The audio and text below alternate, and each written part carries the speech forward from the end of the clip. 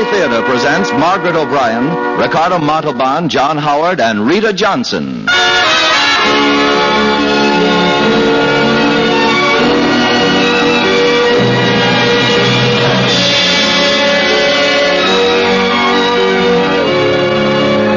From Hollywood, the Mutual Broadcasting System, in cooperation with Family Theater, brings you Margaret O'Brien, Rita Johnson, and John Howard in The Holdout Heart. Now, to introduce the drama, your host, Ricardo Montalban.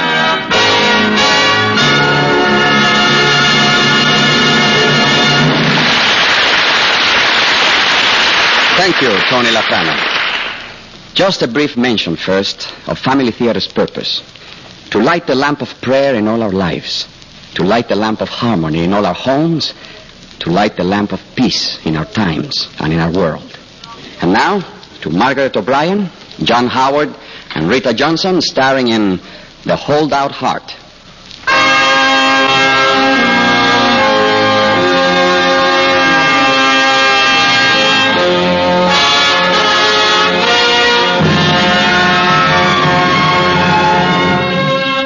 The county orphanage looked quite splendid to passing motorists, and they'd always ask, what place is that? Lawns carefully manicured, brave splashes of bright flowers here and there, a tall soldierly border of iron pickets guarding it like a big estate. Yes, the exterior was sufficiently beautiful to stimulate the pride of the gardeners and subdue the interest of the taxpayers at large.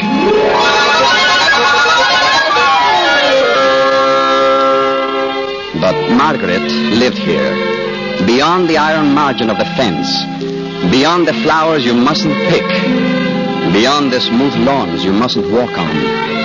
And so did Tommy, both fragments of the compressed heartache that every orphanage is, no matter how modern its buildings and right-intentioned its attendants. But this was Tommy's last day. Margaret and he'd had such good times together. And out by the fence... Gee, Margaret, I've never seen you like this. Don't you want me to go? Of course I do, you big chum. Then stop sniffling. You're making me wish to Betsy I didn't get adopted. Oh, don't be silly. Well, then? Miss Waller says folks hardly ever adopt children as old as we are. They want babies. Yeah. But someday you'll be leaving, too. Do you really think so? After all these years? Of course. Who's so silly now? Hey, maybe I can talk the Camerons into adopting you, too, huh? Oh, don't bother, Tommy. They don't look like my parents. Oh, there you go again. Pretending you know what your parents look like. I'm not pretending. And don't say I am. Okay, if you want it that way. But, Maggie, that pride's okay for the others. But I'm your pal. Till the Camerons decided to adopt me. I was in the same fix, wasn't I?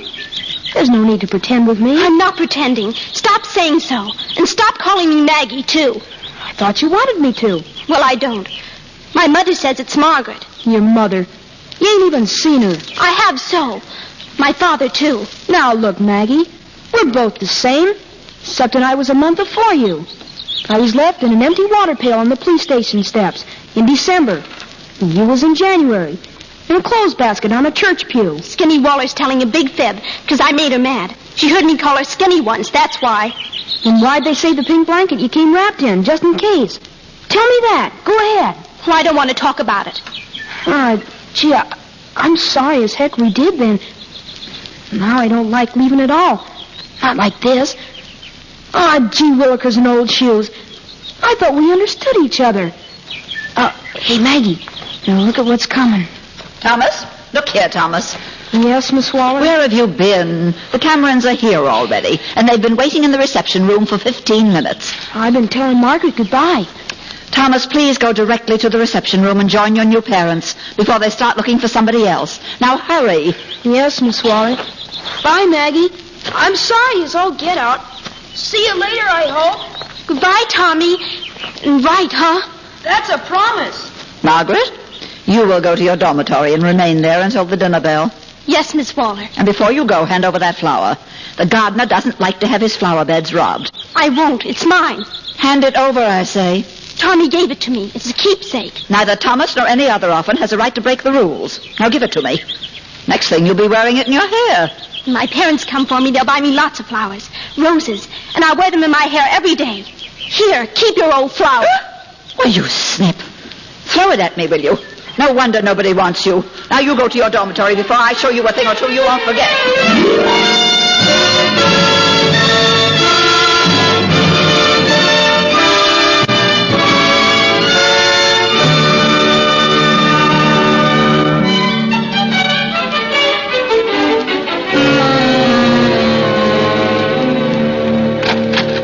Emily, I'm home. Oh, hello, John. Aren't you a trifle early? A bit, not much. I was upstairs dusting. I'll start dinner right away. Go along and read the paper in the living room. Darling, all I want's a quick sandwich. Oh, don't be silly, John. It won't take long. I'll put the potatoes on right now. Go ahead. Em, I promised to meet the boys at the club. Again? I came home early so you wouldn't have dinner all cooked. I didn't want to You didn't want to have dinner with me. Is that it? Oh, please, Em. Oh, it seems to me, John, that you can't get out of this house soon enough. You're no sooner home than you're off again. You're nothing any more here than a boarder. Em, please. Please quiet down. You know what the doctor says about your getting excited. Well, who wouldn't get excited with a neglectful husband like you? Em, what were you doing upstairs when I came in? I told you. Dusting. Was it in Lucy's room? Was it, darling? Well, tell me. Was it? Well, what if it was?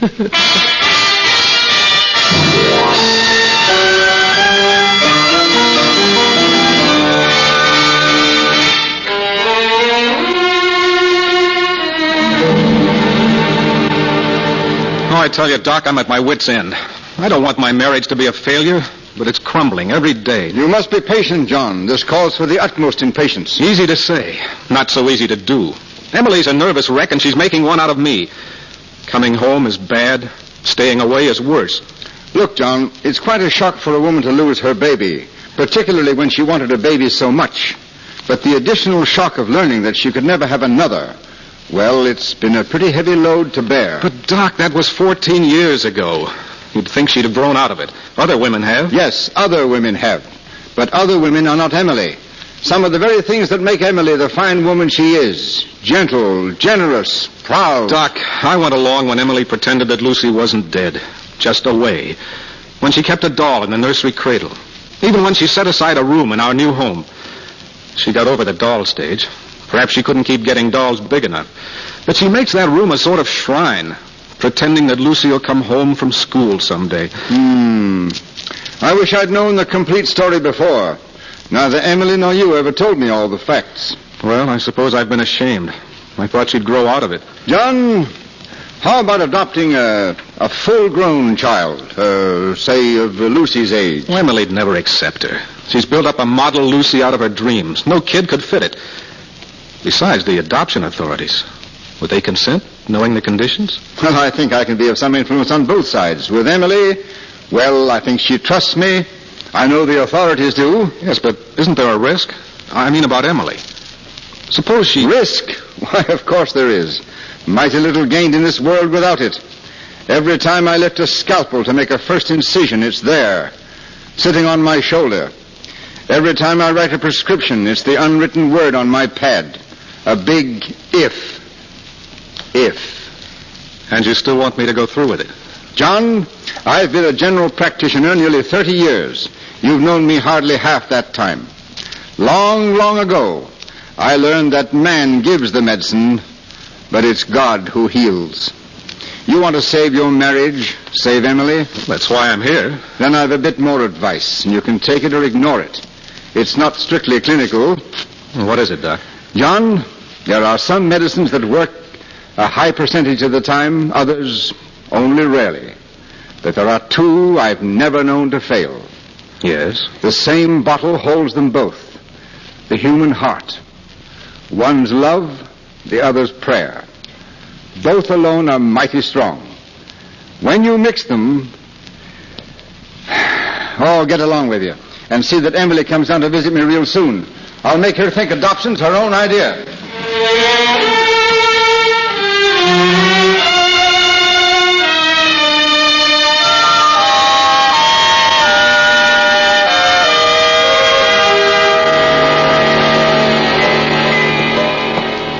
Now, where is that child?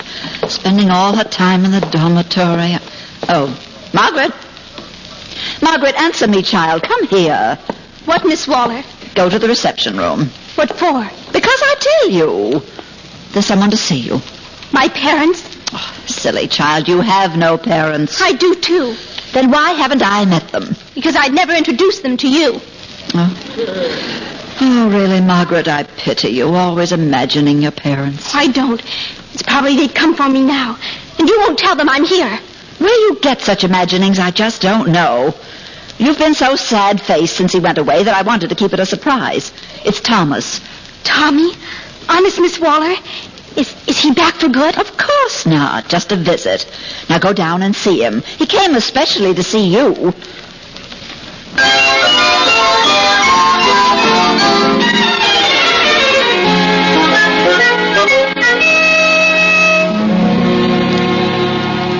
Gee, I'm talking to Blue Streak. Say, I forgot to ask what you've been doing. Why didn't you answer my letter? You got it, didn't you? I've been too busy. Yeah? Doing what? Well, for one thing, my parents come to call on me every day. I went to the circus 8 or 9 times, and to the movies 10 times. I've got 6 new bikes, and every day my dad sends me a gallon of vanilla ice cream, and... Oh, you're kidding. Honest? What's your father look like? He's the biggest man I've ever seen. He's nearly 7 feet tall. Oh, Maggie. And my mother's the most beautiful woman I've ever seen. And she rides bareback in the circus, and she does a toe dance on 6 white horses. Oh, Maggie, quit your kidding. You don't have to pretend with It's me. the truth. Oh, I'll prove it's not. I'm going to ask Miss Waller. Hey, Miss Waller. Hey, wait a minute, Maggie. What is it, Tommy? Where's Margaret gone? Oh, I couldn't keep my big fat mouth shut.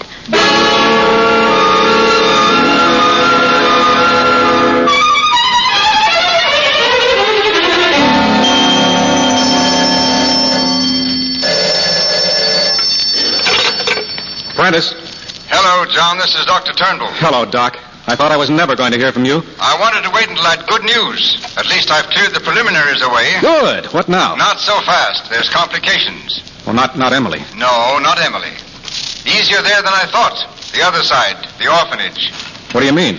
It seems there's only one little girl there that fits the picture. The orphanage is quite frank about it. They say that she's a problem child. It seems that she's invented a set of blueprints as to what her parents are like. Is that bad? It sounds spunky to me. Well, we'll see. The orphanage suggests that for the first few weeks you take the little girl for weekends only. Is that agreeable? Sure thing. Then you and Emily are to be out at the orphanage next Friday afternoon at 2. Can you make it? You couldn't keep me away. Oh, and say, Doc, Yeah? I'm going to keep a bottle of that medicine handy. I've been thinking about what you said. Turnbull's special mixture, I've been calling it.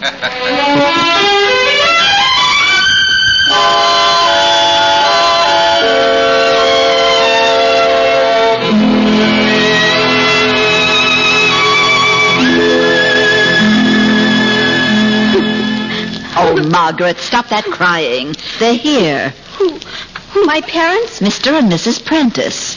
Oh, now, don't pretend that I didn't tell you were going with them this weekend. I'm not either. Yes, you are. Is Mr. Prentice tall? Well, medium height, I'd say. Is she dressed in spangles, carrying a gold whip, and... She is wearing a tailored suit, dark blue. Then they're not my parents, and I'm not going. I'm going to wait here until my real parents come for me. Oh, honestly, Margaret. Oh, excuse me, Miss Waller. My wife was getting anxious. I'm afraid I'm breaking rules coming up here, but... Oh. Is this my little girl? I'm not your little girl. Margaret, how dare you? Please, Miss Waller. Leave us alone for a minute. I think Margaret and I'll get along famously. It's against the rules, Mr. Prentice. I'm Just not permitted. this once, Miss Waller? Well, I'll be back in 5 minutes. Well, may I sit here beside you, Margaret? I don't care. If you want. Oh, don't turn away like that. I just don't know what to say. For a starter, I think I'll say, pleased to meet you. That's how grown-ups usually start conversations when they meet for the first time. You know, I didn't imagine you were such a tall, grown-up girl. Do you mind if I call you pretty, Margaret? You are, you know. You're not my father. He's taller than you. Lots taller. No, Margaret, I'm not your father. But I'd like to be. I wish I were that lucky. Look, would you do me a big favor? What? My wife and I need a daughter, just like you. We'd like to choose you, but first, you've got to choose us. Would you kind of take us on trial, Margaret? Give us a fair chance? Here, sport. Take my big handkerchief. We can use it for a towel. The end of the first round.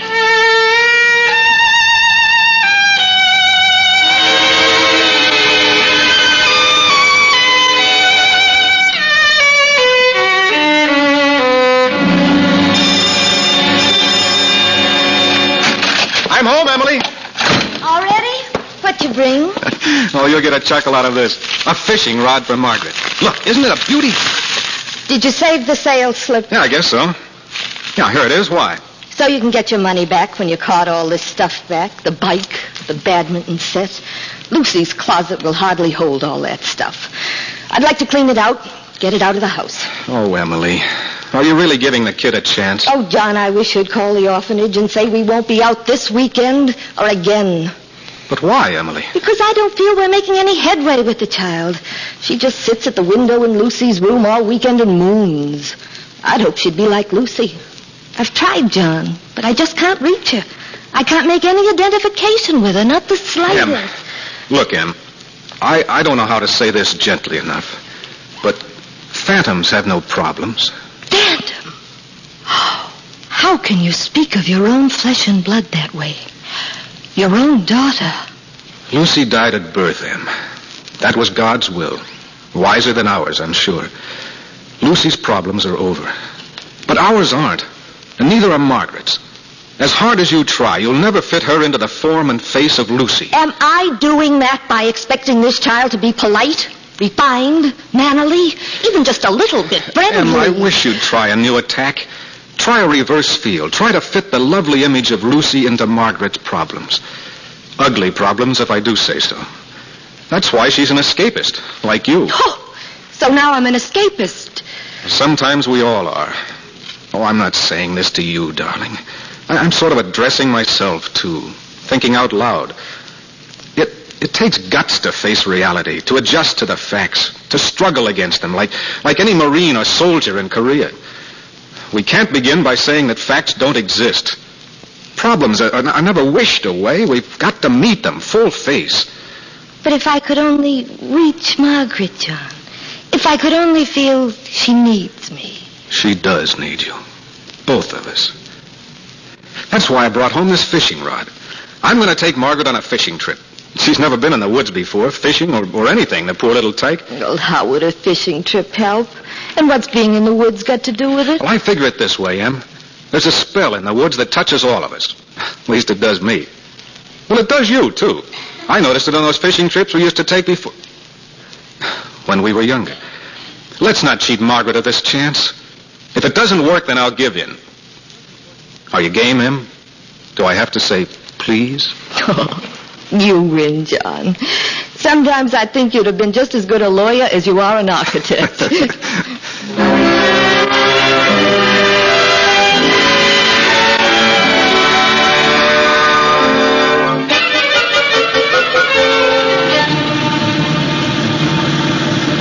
Look at those trees. Aren't they beautiful? Now, aren't you glad you came, Margaret? Yes, Mr. Prentice. They're dandy. Em, give Margaret another sandwich. Here, Margaret. Oh, no, Mrs. Prentice, I'm full. I've had 3 already. Well, I'll split one with you, Margaret. Em, divvy one up, will you?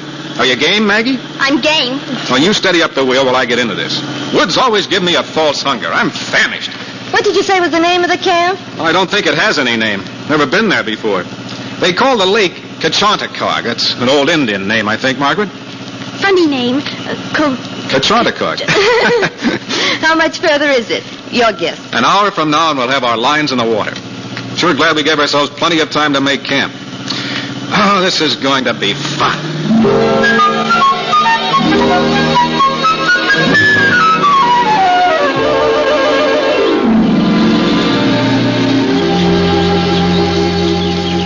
There, I guess the pan's ready for a good fish fry.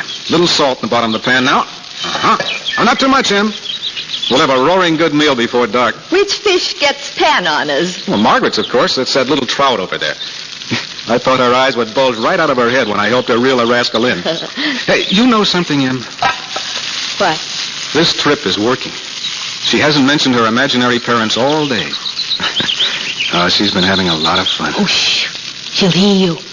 Well, we ought to call her now to tend the fire while her fish gets fried. Now, where did I leave that knife? I'll clean up some of the others. Hey, Maggie! Maggie! Where is she, Em? Margaret! Only a moment ago she was playing near that big rock, picking a few flowers while I was helping it to fire. Well, she couldn't have run away. Oh, Em, don't faint at a time like this. Now, Em, hold tight. I've got to find the kid. Night's coming. There's no time for hysterics. Oh, I'm okay. I'm sorry, John. Go find her. Go find her. God help us if she's lost. Now, Em, get a grip on yourself. There, that's better. Now, you wait here and keep the fire going. And pray. Margaret!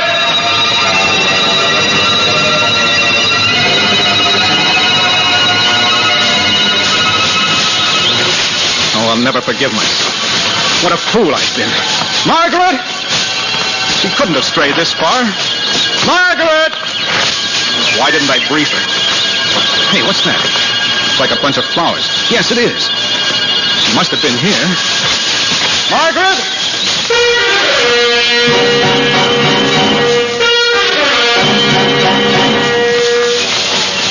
Well, I mustn't get lost myself. I could easily.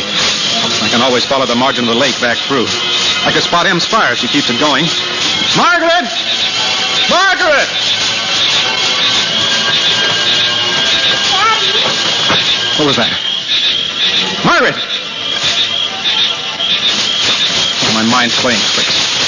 I'll cup my hands and shout as loud as I can. Margaret! Daddy! Great Scott, she's somewhere near here. Margaret, I'm coming! Daddy! Maggie! Maggie, where are you? Here, over here. Oh, Daddy! Oh, Maggie. Maggie, darling, I thought we'd lost you forever. Are you all right? Oh, I didn't mean to get lost. I'm so ashamed. Oh, there, it's all right. Let's hear no more about it. Huh? I was picking flowers for you and Mrs. Prentice And you lost your way. I know, Maggie. It's so easy in the woods. I should have warned you. Are you all right? Can you get up? I think I twisted my ankle. And I dropped my flowers. Well, when we get home, we'll get you lots of flowers. You can wear them in your hair and everything. Here, put your arms around my neck. There, that's it. I'll carry you back to Emily before she dies of fright. Daddy. Daddy, darling.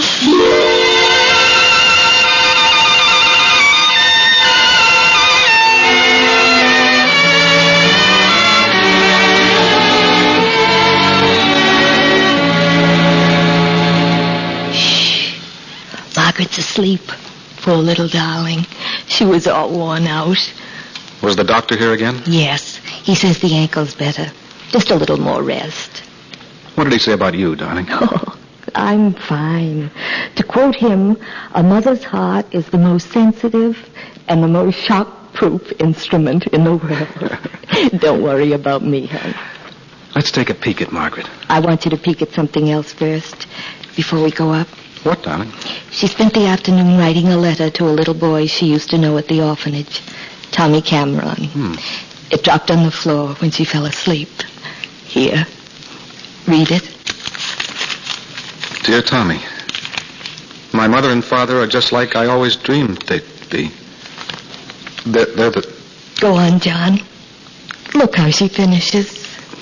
The ink smudged. It's not very plain. It's my fault. I cried when I read it. Here, I'll finish it for you. They're the kindest, dearest, most wonderful father and mother in the whole world. And she signed it. Margaret Lucy Prentice. Let's go up and kiss her goodnight.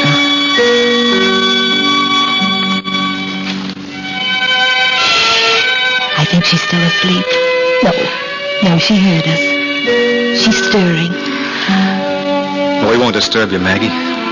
Just taking a good night look at our precious new daughter. Good night, Margaret. Good night, kiddo. Pleasant dreams. Good night, Mommy. Good night, Daddy.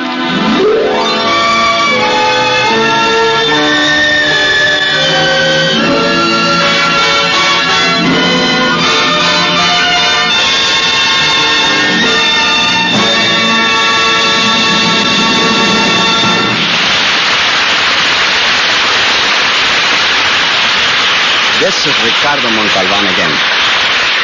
Some folks just love a symphony.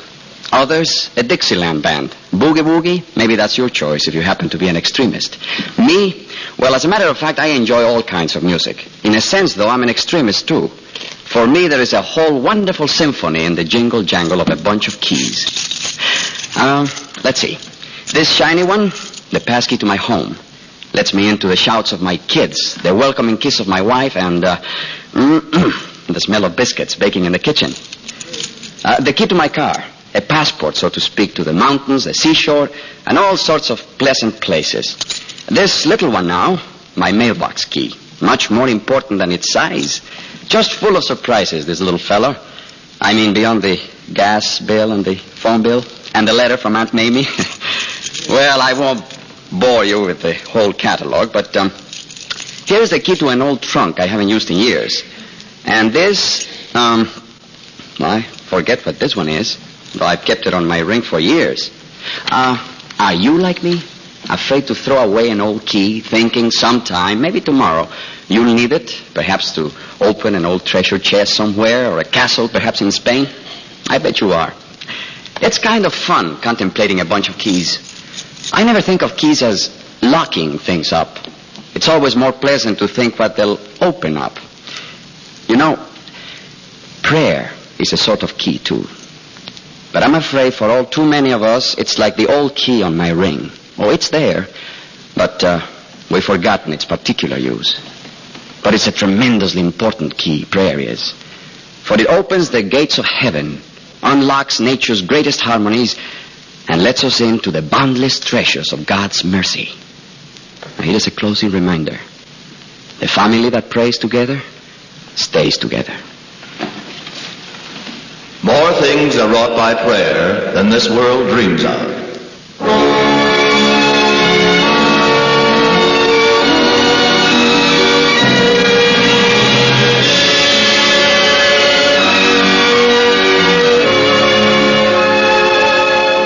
From Hollywood, Family Theater has brought you Margaret O'Brien, John Howard, and Rita Johnson in The Holdout Heart. Ricardo Montalban was your host. Others in our cast were Eleanor Audley, Herb Rawlinson, and Michael Edwards. The script was written by James D. Roach, from a story idea suggested by Peggy Chandler, with music composed and conducted by Harry Zimmerman, and was directed for Family Theater by Joseph F. Mansfield. This series of Family Theater broadcasts is made possible by the thousands of you who feel the need for this type of program, by the Mutual Network, which responds to this need, and by the hundreds of stars of stage, screen, and radio who give so unselfishly of their time and talent to appear on our Family Theater stage.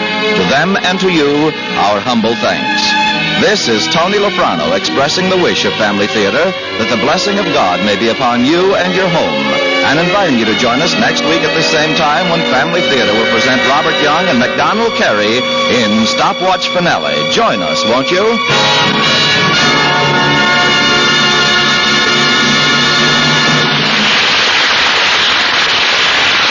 Family Theater is broadcast throughout the world and originates in the Hollywood studios of the world's largest network, the Mutual Broadcasting System.